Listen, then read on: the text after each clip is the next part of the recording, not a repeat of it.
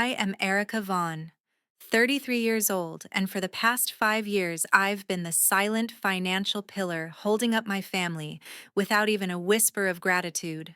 Last weekend at our family dinner in Miami, my stepmom smirked as she handed my sister the keys to a brand new luxury SUV, declaring, "You've earned this darling time to cruise in style." Everyone cheered, glasses clinking, while my sister beamed and revved the imaginary engine for laughs. But then, stepmom turned to me, her eyes sharp. "And you freeloader, it's about time you cough up $10,000 for all that back rent you've skipped. Pay up or pack up, this house isn't a charity." Dad chuckled along, raising his fork in mock salute, and the whole table burst into laughter, calling me the useless one who'd never amount to much. They had no idea I'd been funneling over $200,000 into their mortgage bills and my sister's endless failed ventures and lavish trips. That mockery snapped something inside me no more. That very night, I slipped out under the cover of darkness, loaded my car with essentials, and drove to my new place. I left behind a detailed spreadsheet of every dollar I'd paid, proof they couldn't deny. As dawn broke, I called them. "Let's see how you manage without this useless freeloader," I said coolly. They exploded over the phone, screaming demands and threats. But I hung up my resolve steel. 1 week later, 45 missed calls flooded my screen, their desperation mounting. I was done being their ATM. Before I dive deeper into how it all unraveled, I'd love to hear from you. What time is it where you're tuning in, and which city are you from? Drop a comment below. It's incredible how these stories connect us across the globe. My childhood felt like a vibrant postcard from our suburban neighborhood in Miami, with palm trees swaying outside our windows, beach days on weekends, and family pizza nights filled with laughter. I was 16 when everything shattered. My mother, Michelle Grant, packed up after a bitter divorce and relocated to another state, leaving me with my father, Brandon Tate, in our cozy home. For a while, it was just us navigating the quiet routines, him as a sales executive for a tech firm, earning enough to keep us steady, and me diving into high school studies, dreaming of a future in IT development where I could code innovative apps. Things shifted dramatically a year later when Dad met Tiffany Cole at an industry event. She was 10 years younger, a glamorous consultant with a flair for high-end fashion and exotic vacations.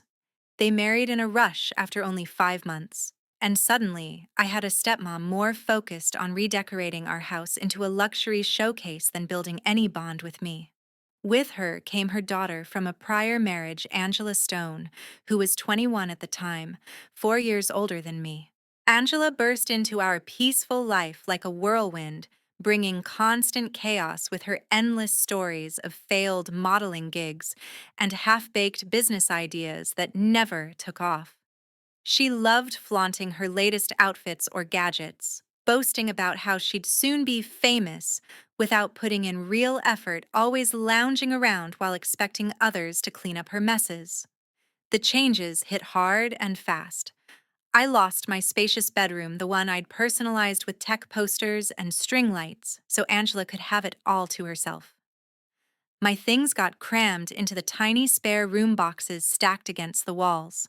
Family meals transformed from simple homemade tacos to Tiffany's demands for upscale delivery from trendy South Beach spots, complete with organic ingredients we barely touched. She pushed for lavish trips to the Bahamas and a full home renovation, including granite counters and a pool upgrade we didn't need. Dad, completely enamored, agreed to everything, leasing a sleek convertible and a yacht we docked but rarely used.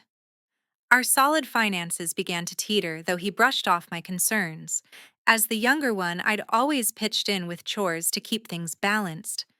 But with Tiffany and Angela, that turned into an unfair burden. Angela treated the place like her personal spa, blasting music late at night, leaving clothes scattered and bragging about her connections in the industry while dropping out of online courses repeatedly. Tiffany would rave about Angela's latest opportunity, like a one-time photo shoot, as if it were a major breakthrough, while my good grades and coding projects earned only a vague pat on the back. I overheard Tiffany whispering to Dad about how I was too nerdy and didn't mesh with their vibrant energy. It hurt, but I pushed through focusing on my college applications. I secured a scholarship to a local university for computer science, escaping into dorm life, part time jobs at a campus tech lab, and classes on software engineering. The independence thrilled me, budgeting my own expenses, coding late into the night. Meanwhile, back home, the cracks widened. Tiffany's extravagant habits escalated, charging up cards on designer decor and weekend getaways with Angela. Dad's firm faced a downturn after losing key clients and mortgage payments lagged. During holiday visits, I noticed the strain in his tone when discussing finances, but Tiffany diverted to Angela's newest venture or shopping haul. I saw the warning signs yet didn't grasp their depth until a call that pulled me back into the web. One evening, as I was settling into my independent routine after college, Dad called with a voice heavy and strained. He confessed they were sinking fast behind on the mortgage utilities threatening cutoff, and Tiffany's credit debt spiraling to $30,000 staring at potential foreclosure. He pleaded for temporary help, just until his job stabilized. I paused, remembering how he'd supported my early coding interests and attended my school hackathons, so I agreed, figuring it was short term. At 23, fresh from university with a degree in computer science, I'd landed an entry level position as a software developer at a mid sized tech firm in downtown Miami. My salary started at $55,000 a year, modest, but sufficient for a shared apartment in a vibrant neighborhood, covering my bills and even saving a bit. I'd relish the freedom picking my own schedule and debugging code without interruptions, but Dad's request tugged at me hard. I packed up my apartment and moved back into the spare room expecting a quick fix of a few months. That was my initial error. Early on, I contributed modestly, maybe $300 monthly for groceries and partial utilities. Dad expressed thanks each time, assuring me it was brief. But months stretched to 6 then, a full year, and soon I was shouldering the $2,000 mortgage because his company layoffs loomed. Tiffany's extravagance didn't ease up. She'd arrive with fresh luxury handbags or schedule resort weekends with Angela. I took on freelance coding gigs, pulling all-nighters to refine algorithms for client apps just to stay afloat. By the second year, I covered the entire mortgage, electricity, water, internet, and insurance for the convertible Tiffany deemed essential. It totaled over $3,000 a month, depleting my reserves. Angela was the most grating part. At 27, then, she flitted through community college classes, dropping them as casually as she changed her social media bios, always bragging about her upcoming big break in influencer marketing without holding a steady job. She cornered me with dramatic tales needing $500 for professional headshots she never used or cash for a networking event in Orlando that turned into a party spree.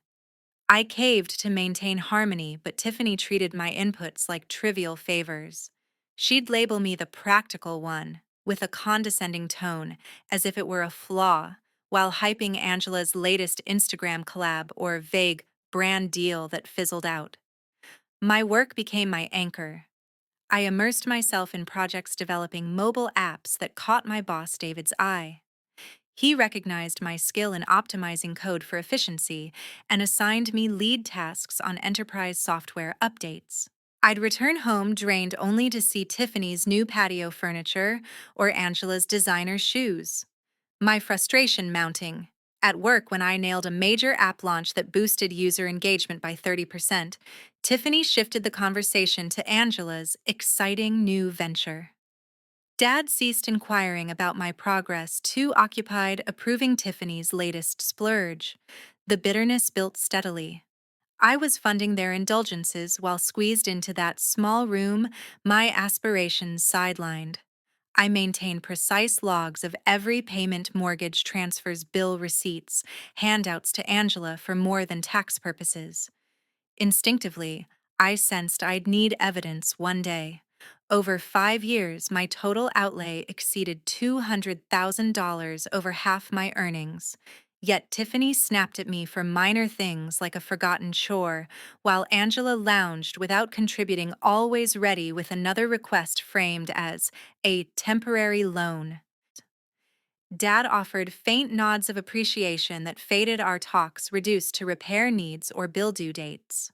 No discussions of my career milestones or his plans to rebound. Tiffany's hints grew bolder, implying I was ungrateful despite my role in keeping the roof over us. Angela escalated her asks, treating me like an endless fund for her whims.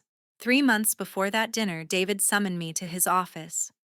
He'd spotted my contributions to a viral app prototype that garnered industry buzz. He promoted me to a key role on a flagship project for a national client, hinting at a senior spot and substantial bonus if we delivered.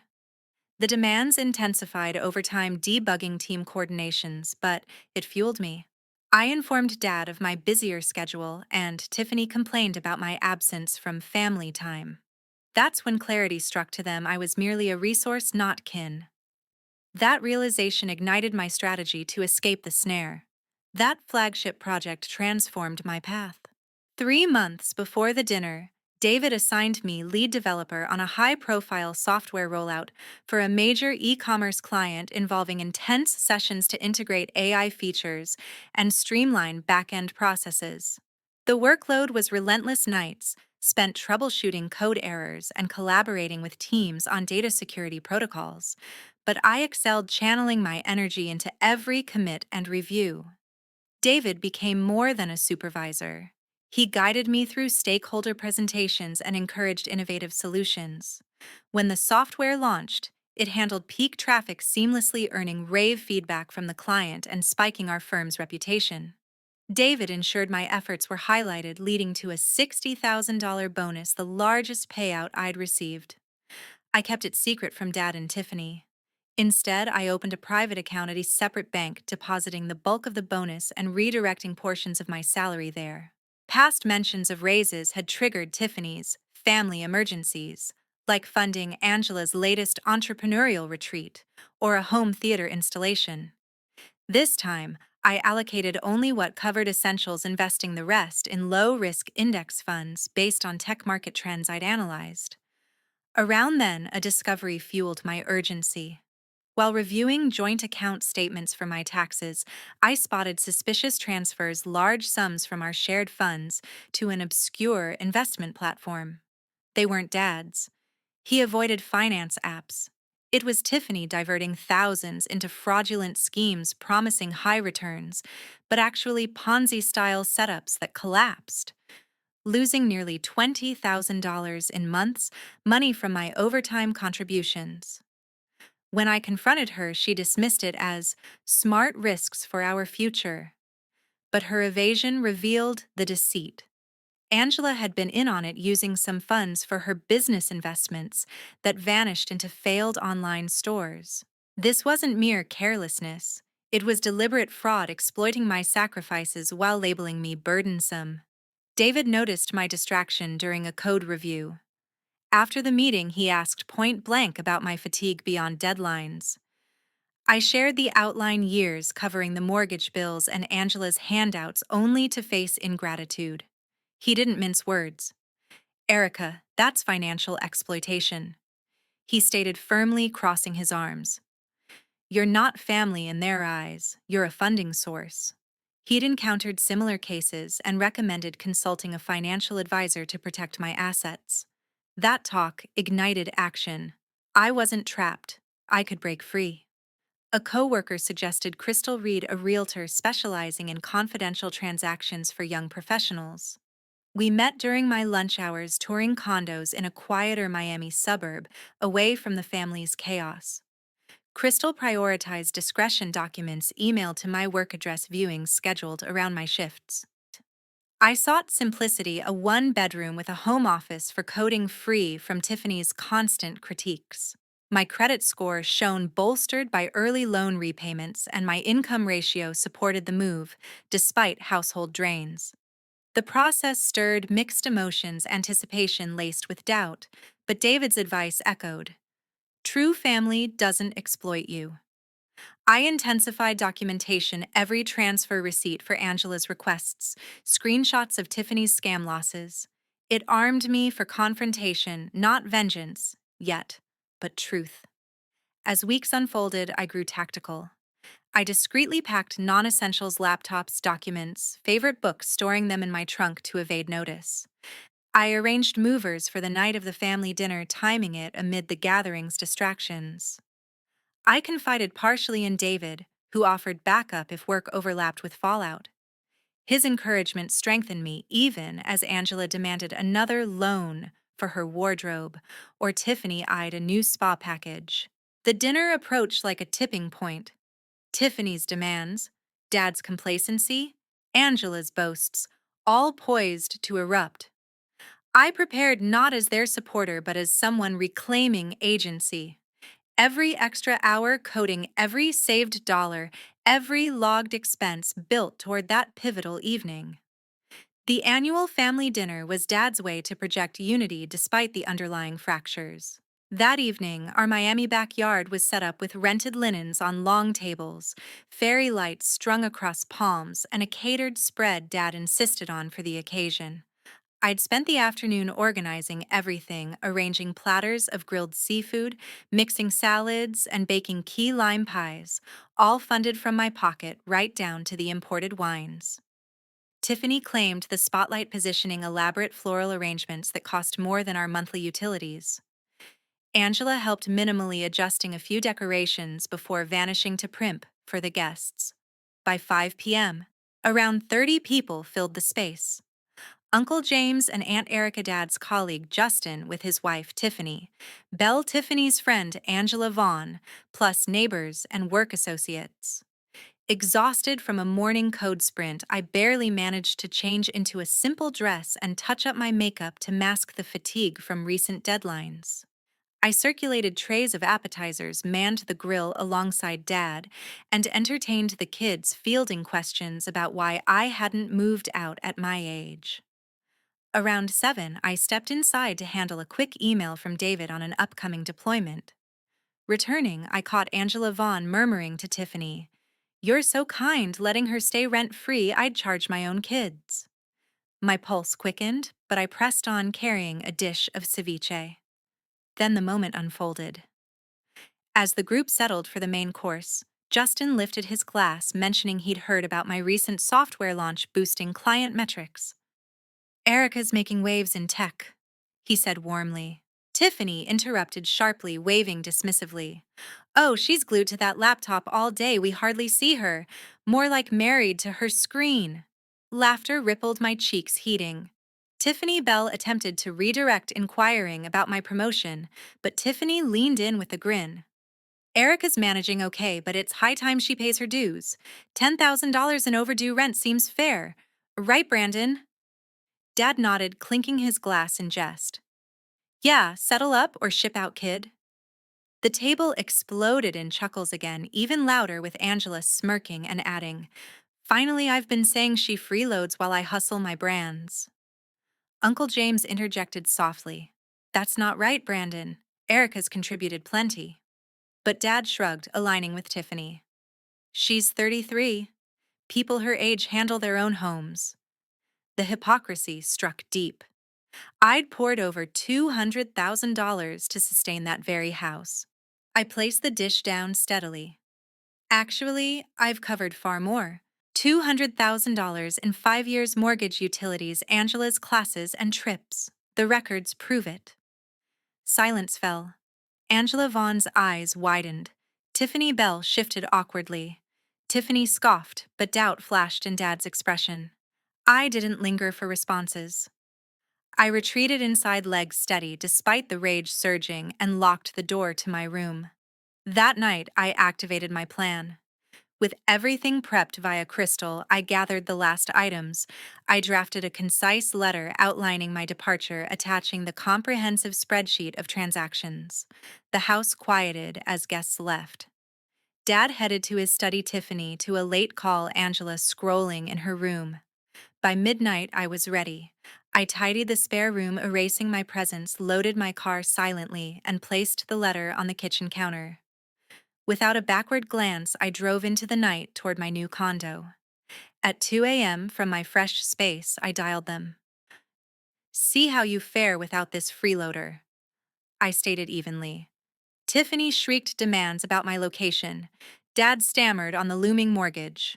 I ended the call, their voices fading as I blocked the chaos. The week after I left turned into a storm for them, but calm for me. My phone rang nonstop, racking up 45 missed calls by the end of day 7. Dad's voicemail shifted from panic to guilt, urging me back because the mortgage was imminent and their funds were empty. Tiffany's were full of rage, ordering me to pay the power bill and blasting me for betraying the family. Angela's came in soft pleas, confused about how she'd afford her classes without my help. I listened to a couple, then blocked every number. Their pleas were real, but not my load anymore. 3 days in, they appeared at my firm's downtown Miami office. The receptionist called me down, her tone wary. "Your family is here, Erica. They're agitated." I steadied myself and asked David to come along. In the lobby, Dad paced furiously. Tiffany glared and Angela hovered, looking uneasy. "What is this, Erica?" Dad shouted, drawing stares. "You can't just vanish like that." Tiffany chimed in. "The mortgage hits Friday and Angela's tuition is overdue." David intervened smoothly. "This is a professional setting. Let's move to a meeting room." He guided us to a private space, staying until I signaled okay. There, I laid it out. "I've given over $200,000 mortgage bills, groceries, Angela's expenses for 5 years. That's done." Dad shook his head in disbelief. "That figure can't be accurate." "Review the spreadsheet," I replied. "It details every transfer." Tiffany snapped back. "You can't abandon us now." I met her gaze. "You branded me useless. I've been your fund source and you ridiculed me publicly. No return." Angela mumbled about her car repossession, eyes downcast. Dad tried a final appeal. "We're blood, Erica." I stood firm. "I have work." Over the next days, the calls persisted from new lines until I blocked those too. Their fallout intensified. Without my payments, Dad tapped retirement early to dodge foreclosure, denting his pride. Tiffany took a part-time gig at a Coral Gables shop, hating the hours. Angela quit her courses, grabbing coffee shifts to manage her phone bill. Word from Aunt Erica indicated house sale talks for an affordable unit. But I had one more step. Using the compiled proof, I anonymously submitted Tiffany's fraudulent transfers and losses to the bank's fraud unit and tax officials. Probes launched quickly. Accounts got locked, revealing mismatches that sped repossession. The properties sold below value, pushing them to a tight apartment. Angela's ventures crumbled, hitting her with collections. Dad dealt with pension fines, his well-being slipping under pressure. Alternate number messages poured in with apologies, Angela owning her idleness, Tiffany admitting the deceptions, Dad regretting his inaction. Yet I erased them without reply, their regrets overdue. The retribution wasn't malice. It unveiled the results of their choices, stripping them bare and remorseful. I advanced unshackled. With the ties severed, I stepped fully into my new reality. The silence from blocked numbers brought a profound peace I hadn't known in years. My condo wasn't extravagant, just a cozy one-bedroom with a balcony overlooking a quiet Miami canal where I could code in the mornings without interruptions. In that first week, I unpacked the basics: a desk for my dual monitors, a comfortable chair, and shelves for my programming books. I hung framed prints of app interfaces I designed, claiming the space as truly mine. At work, David observed the shift in my focus. Freed from the constant financial pull, I tackled projects with renewed vigor, proposing enhancements to our software that secured another client deal. A promotion to senior developer followed within a month, accompanied by a salary increase that allowed me to invest without worry. I even ventured into dating, enjoying casual outings to beachside cafes, no longer scanning my accounts after every expense. The absence of their demands felt liberating. I didn't miss Tiffany's snide remarks or Angela's endless boasts. For 5 years, I'd equated family with endless giving, believing love required depleting myself while they dismissed my value. I was mistaken. Family shouldn't masquerade as a one sided obligation. Reflecting now, I wish I'd established limits earlier. If you're funneling resources into those who undervalue you, heed the signs, the absence of thanks, the assumption your help is owed, the manipulation turning your contributions into their entitlement. I learned the tough lesson that affection doesn't demand sacrificing your future. Severing them wasn't mere self preservation, it reclaimed my life. If you're in a similar bind, don't await their transformation. Define your boundaries, enforce them, and if needed, step away. Your value isn't defined by what you provide financially. I'm evidence that rebuilding is achievable, and I've no intention of returning. Thank you for joining my story. If it strikes a chord, like the video, subscribe for more, and share your own experiences. In the comments, have you ever cut ties to protect yourself?